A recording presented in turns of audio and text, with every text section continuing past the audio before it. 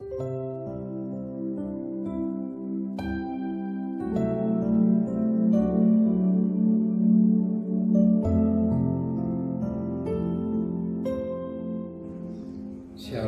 pagi bersama tundukkan kepala, pejamkan mata sejenak. Bapa yang bersemayam dalam kerajaan surga, yang boleh kami kenal di dalam nama Tuhan Yesus Kristus.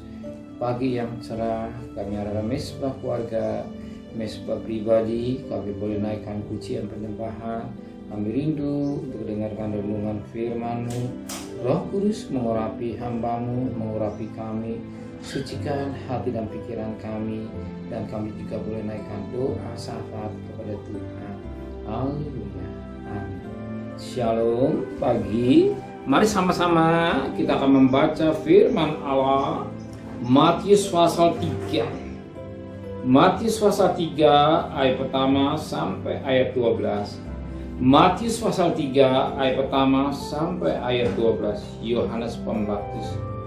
Pada waktu tampillah Yohanes Pembaptis di padang gurun Yudea dan memberitakan, bertobatlah sebab kerajaan Allah sudah dekat. Sesungguhnya dialah yang maksudkan Nabi Yesaya ketika ia berkata, ada suara orang yang berseru-seru di padang gurun, bersiaplah jalan untuk Tuhan, luruskanlah jalan baginya. Yohanes memakai jubah bulu unta dan ikat pinggang kulit, dan makanannya belalang dan madu hutan. Maka datanglah kepadanya penduduk dari Yerusalem, dari seluruh Yudea, dan dari seluruh daerah sekitar Yordan. Lalu sambil mengaku dosanya, mereka dibaptis oleh Yohanes di sungai Yordan. Tetapi waktu ia melihat banyak orang Farisi dan orang Saduki datang untuk dibaptis, berkata ia kepada mereka, hai kamu keturunan ular budak, siapakah yang mengatakan kepada kamu bahwa kamu dapat melarikan diri dari murka yang akan datang? Jadi hasilkan buah yang sesuai dengan pertobatan, dan janganlah mengira bahwa kamu dapat berkata dalam hatimu, Abraham adalah bapa kami. Karena aku berkata kepadamu, Allah dapat menjadikan anak-anak bagi Abraham dari batu-batu ini. Kapak sudah tersedia pada akar pohon, dan siap pohon yang tidak menghasilkan buah yang baik pasti ditebang dan dibuang ke dalam api.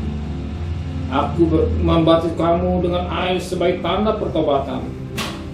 Tapi yang datang kemudian daripadaku lebih berkuasa daripadaku, dan aku tidak layak melepaskan kasutnya. Ia akan membaptis kamu dengan Roh Kudus dan dengan api.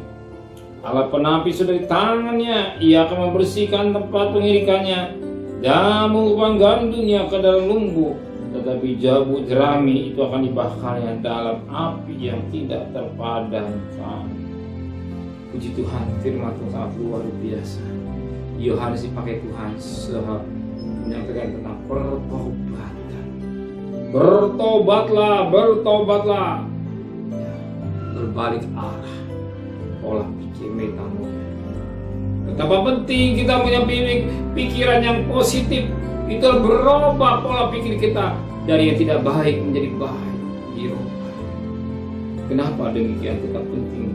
Sebab firman Allah berkata, ayat 12, alat penapis sudah di tangannya. Ia akan membersihkan tempat pengirikannya dan mengumpulkan gandumnya ke dalam lumbung. Jeruk jerami itu akan dibakarnya dalam api yang tidak terpadamkan. Kita melihat sesuatu yang sangat menarik. Kalau gandum dibawa ke lumbung, tapi yang sangat menarik, jerami dibakar dalam api yang tidak terpadam. Kenapa dalam sesuatu yang tidak berguna, nggak ada isi, nggak ada isinya, kosong. Nah, maka kita dikatakan firman Tuhan, kita harus memiliki hasil buah pertobatan sebagaimana ayat 8. Jadi hasilkanlah buah yang sesuai dengan pertobatan. Itulah buah.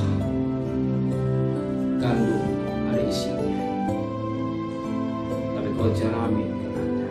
Oh, tidak ada buah-buah pertobatan. Alkitab menulis itu bagian jerami dan dibakar dalam api yang tidak terpadamkan. Sebagaimana Wahyu pasal 20 ayat yang ke-15, Siap orang yang tidak bukan namanya terus dalam kitab kehidupan, ia dilemparkan dalam lautan api. Namanya tidak ada buah, tidak ada buah pertobatan, dan firman Allah akan dibuang dalam dalam api. Hati Kristen hanya sekedar kulit, tapi tidak berubah. Itu yang Tuhan tidak mau.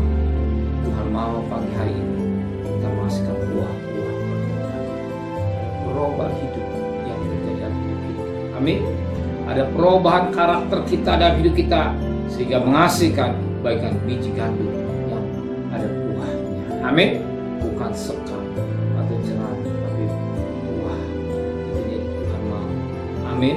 Terima kasih Bapak buat firman. Kembalikan besok pagi tubuh yang sehat dengan tidak merasa waktu. Berkati Bapak Presiden, Wakil Presiden, para Menteri, para Gubernur, para Bupati, para Wali Kota, para camat, para lurah, para RW, para RT, para medis, para dokter, TNI, Polri.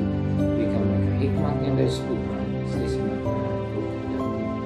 Sedang terkasih, terimalah berkat nikmat dari Allah Bapa, cinta kasih sayang dari Tuhan Yesus Kristus, dan berkat Roh Kudus menyertai saudara mulai hari ini sampai Maranatha Tuhan Yesus nama. Yang cinta Dia katakan amin. Tuhan memberkatinya.